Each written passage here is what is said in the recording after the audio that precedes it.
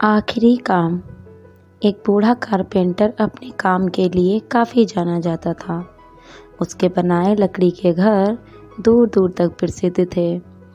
पर अब बूढ़ा हो जाने के कारण उसने सोचा कि बाकी की ज़िंदगी आराम से गुजारी जाए और वह अगले दिन सुबह सुबह अपने मालिक के पास पहुंचा और बोला, ठेकेदार साहब, मैंने बरसों आपकी सेवा की है, पर अब मैं बाकी का समय आराम से पूजा पाठ में बिताना चाहता हूँ। कृपया मुझे काम छोड़ने की अनुमति दें। ठेकेदार कारपेंटर को बहुत मानता था, इसलिए उसे यह सुनकर थोड़ा दुख हुआ, पर वो कारपेंटर को निराश नहीं करना चाहता था। उसने कहा, आप यहाँ के सबसे अनुभवी व्यक्ति हैं। आपकी कमी यहाँ कोई पूरी नहीं कर पाएगा, लेकिन मैं आपसे निवेदन करता हूँ कि जाने से पहले एक आखिरी काम करते जाइए। जी, क्या काम करना है? कारपेंटर ने पूछा। मैं चाहता हूँ कि आप जाते जाते हमारे लिए एक और लकड़ी का घर तैयार कर दीजिए। ठेकेदार घर बनाने के लिए ज़रूरी पैसे देते हुए बोला। कारपेंटर इस काम के लिए तैयार हो गया। उसने अगले दिन से ही घर बनाना शुरू कर दिया, पर यह जानकर कि ये उसका आखिरी काम है और इसके बाद उसे और कुछ नहीं करना होगा, वो थोड़ा ढीला पड़ गया।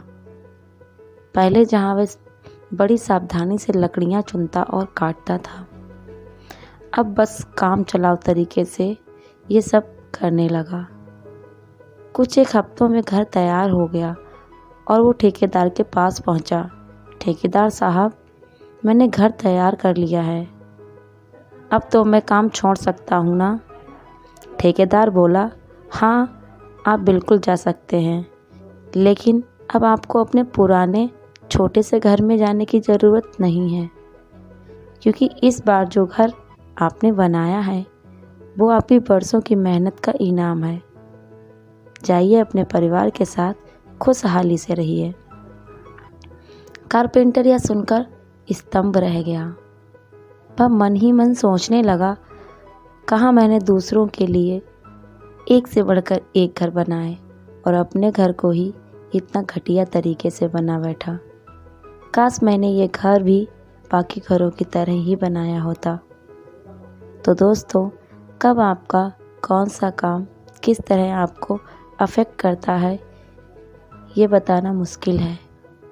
ये भी समझने की ज़रूरत है कि हमारा काम हमारी पहचान बन सकता है और बिगड़ भी सकता है।